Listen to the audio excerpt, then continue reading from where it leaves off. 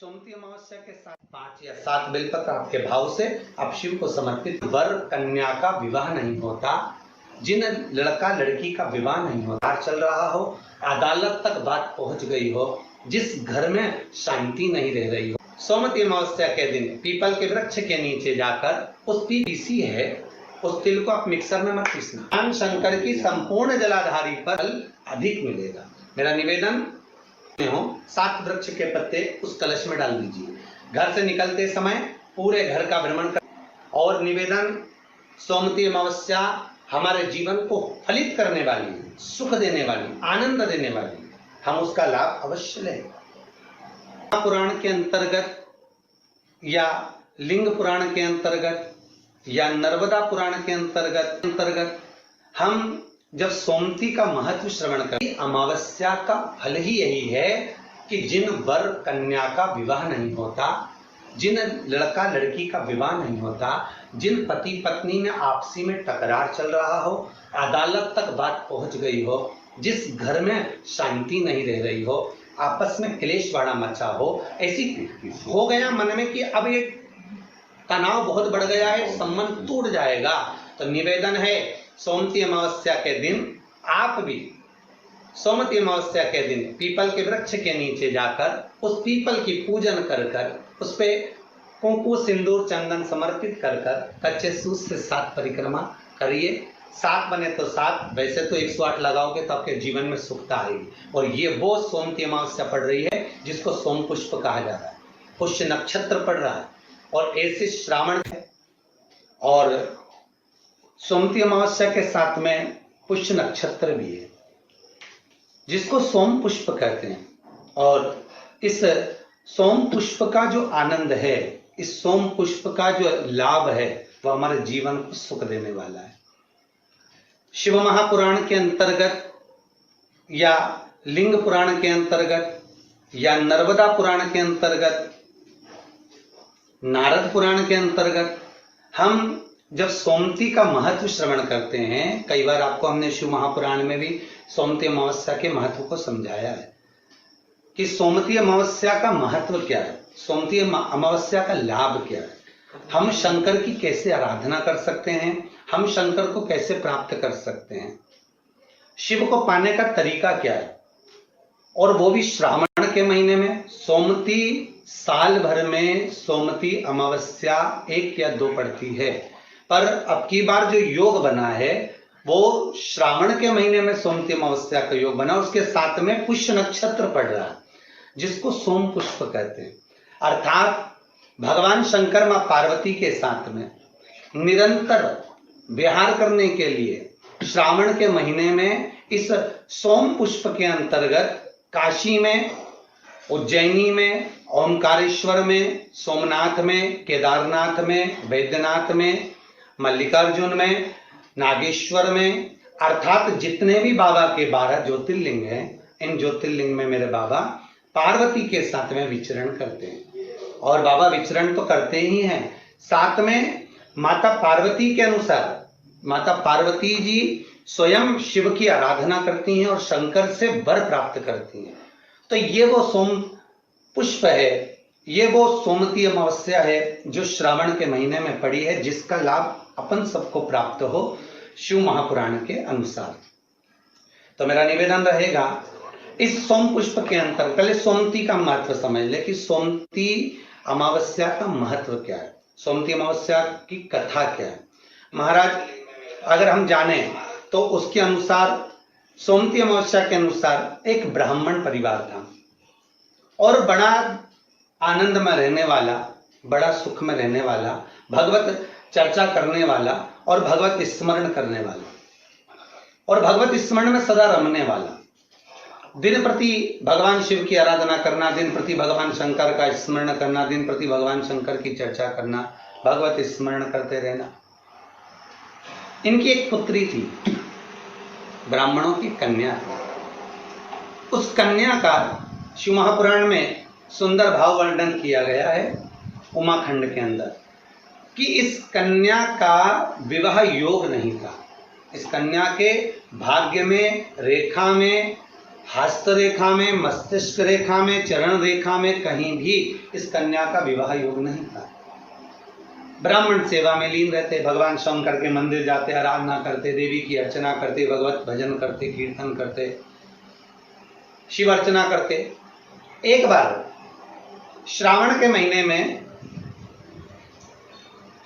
महीने में ही क्या हम कहें कि विचरण करते करते श्रावण का महीना लग गया था और ये शिव के मंदिर से आए और अपने घर में विराजमान थे।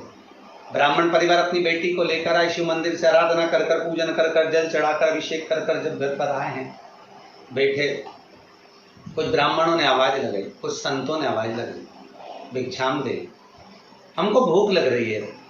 संतों ने जब आवाज लगाई, ब्राह्मणों के घर में से कन्या बाहर निकल कर आई और कन्या ने बाहर निकल कर आकर कहा, संतों आप हमारे घर में प्रवेश करिए, आइए।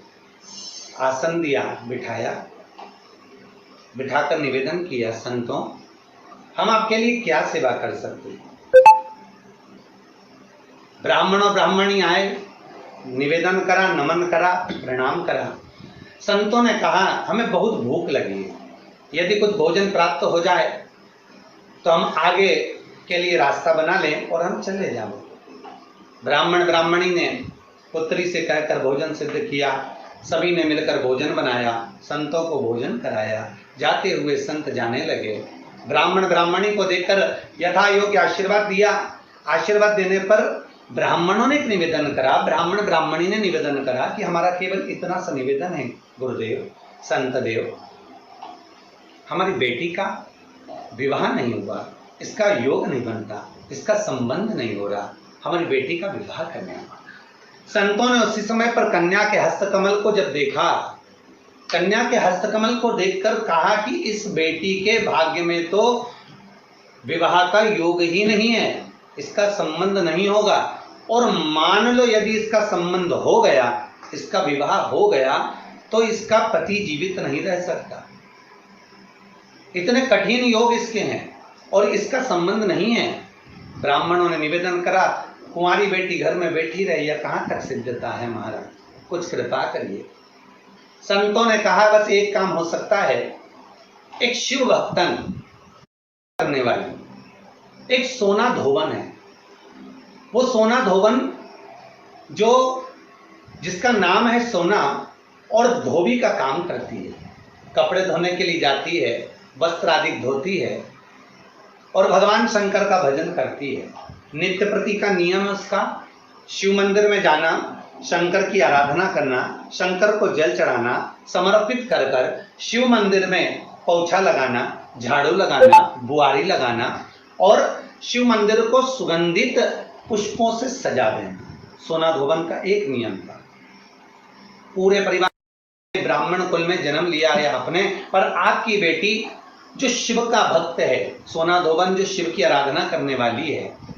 हमारे यहाँ कितना सुंदर कहा कि दासों के भी दास यदि हम बन जाए, हम दासों के भी अगर दास बन गए, हम भगवान शंकर की सेवा करने वाले की ही केवल सेवा कर लिए, कितनी प्रसन्नता होती है जब सुनते हैं कि केदारनाथ लोग जाते हैं, अमरनाथ लोग जाते हैं, श्रावण के महीने में लोग अमरनाथ की यात्रा करने जाते हैं। तो कई लोग कहते हैं कि गुरुदेव हम जब अमरनाथ की यात्रा कर कर आए तो हमने देखा कि वहाँ बहुत भंडारे चल रहे हैं, लंगर चल रहे हैं, लोग नए नए पकवान अमरनाथ आने वाले यात्रियों को खिला रहे हैं, खूब सुंदर व्यवस्थाएं दी जाती है। तो यहाँ तो शास्त्र कह रहा है कि शंकर के दरवाजे की चौखट पर भी यदि कोई सेवा कर रहा है, बुआरी काट रहा है, कोई शिव के मंदिर की आराधना कर रहा है, यदि हमने उसकी भी सेवा कर दी और वो निस्वार्थ भाव से सेवा कर रहा है और उसकी भी यदि हमने सेवा कर दी तो शंकर प्रसन्न हो जाते हैं। तो संत कह रहे हैं अगर आप ब्राह्मण की पत्नी से कहा कि अगर आपकी पुत्री ये ब्राह्मण कन्या सोना धोवन के यहाँ जाकर अगर सोना धोवन की थोड़ी सी सेवा कर ले, मात्र 7 दिवस तक सेवा कर ले, तो इस कन्या का भाग्य बदल जाएगा। अब सोना धोवन तो सत्संग में लगी रहती, भजन में लगी रहती, शिवाराधना में लगी रहती, नमः शिवाय ओम कहती रहती। उसका नियम नमः शिवाय ओम का स्मरण नित्य प्रति करती, श्री शिवाय नमस्तुभ्यम का जाप करती, शंकर के भजन में डूबी रहती। मालूम पड़ा, माता पिता ने कहा बेटा सोना धोबन है, ब्राह्मण कुल में तुम्हारा जन्म हुआ है, तुम जाकर सेवा करो, हम भी करते हैं, मना नहीं है, पर जगत क्या कहेगा। बेटी कहती है माँ यदि संत के मुख से निकली हुई वाणी सिद्ध होती है तो मुझे सेवा करने में क्या दिक्कत है, मैं सेवा करने को तैयार हूं माँ। अब बेटी प्रातः में जल्दी उठ जाती और ब्राह्मण कन्या उठकर तुरंत सोना धोबन के घर पहुंच जाती। सोना धोबन की एक बहू और बेटा थे, सोना धोबन का पति था घर में। ये सब उठे उससे पहले ये घर में प्रवेश कर कर झाड़ू लगाकर, पोछा लगाकर, वस्त्र आदि धोकर और ब्राह्मण कन्या पूरे घर की बुआरी कर कर, दीप प्रज्वलित कर कर सोना धोबन के दरवाजे पर दीप लगाकर और आ जाते। अब सोना धोबन 4 दिन 3 दिन निकले और 3-4 दिन निकलने पर बहू से कहा बेटा तो इतनी जल्दी जग जाती है, सारी सेवा करके पूरे घर का सफाई कर देती है, मुझे मौका ही नहीं देती आजकल। बहू बोली माँ मुझे तो लगा कि आप सुबह जल्दी उठते होगे, तो माँ को लगा कि बहू उठती है, बहू को लगा कि सास उठती है। दोनों ने विचार करा कि फिर अपने घर में आकर इतनी सेवा कर कर, झाड़ू आदि बुआरी आदि कौन कर कर जा रहा, देखे तो सही। कौन कलश भर कर जाता है जल का शंकर जी के लिए, कौन फूल रख कर जाता है शिव जी के लिए, कौन बेलपत्र रख कर जाता है शिव जी के लिए, कौन इतनी सामग्री जुटा कर जाता है शंकर जी के लिए, कौन चंदन घिस कर जाता है शिव जी के लिए, मुझे देखना है। अब बहू और सास एक पति का सुख नहीं है, मेरे भाग्य में विवाह नहीं है, पर मुझे संत ने कहा है यदि शिव भक्तन सोना धोबन के अगर केवल सेवा ही मिल गई तो उससे तुम्हारा भाग्य खुल जाएगा, उससे तुम्हारे हस्त कमल में विवाह योग आ जाएगा। आप कृपा करिए, मेरे पिताजी ने जो वर ढूंढा है उससे मेरे पिताजी विवाह करना चाहते हैं, पर मेरे भाग्य में लिखा है कि विवाह के बाद भी मेरा सौभाग्य समाप्त हो जाएगा। आप कुछ कृपा करेंगी? क्यों नहीं, अगर मेरे द्वारा आपका हित होता है तो हित करने में क्या दिक्कत है, अपने माध्यम से अगर किसी का भला हो रहा है जरूर हो। सोना धोबन ने कहा आपके विवाह में मैं पहुंचूंगी और अपना सौभाग्य आपको प्रदान करूंगी। संत ने कहा था मां कि सोना धोबन के मस्तक का सिंदूर यदि तेरे मस्तक पर आ जाएगा तो तेरा बाल भी बांका नहीं होगा। मां ऐसी कृपा करिए, मेरा सौभाग्य बना दीजिए। जिस दिन कन्या का विवाह था उसके प्रथम में वर कन्या की मांग में सिंदूर भरे, उससे पहले सोना धोबन पहुंच गई। जैसे सोना धोबन ने अपनी मांग का सिंदूर निकाल कर जैसे ही उसी पल कन्या के मस्तक पर दिया, कन्या के मस्तक पर देते ही सोना धोबन का जो पति था एक जगह पर बैठा हुआ था, उसका पति के प्राण निकल गए, क्योंकि सोना धोबन को लग गया था। सोना धोबन ने जाते जाते अपनी बहू से कह दिया था ससुर का ध्यान रखना।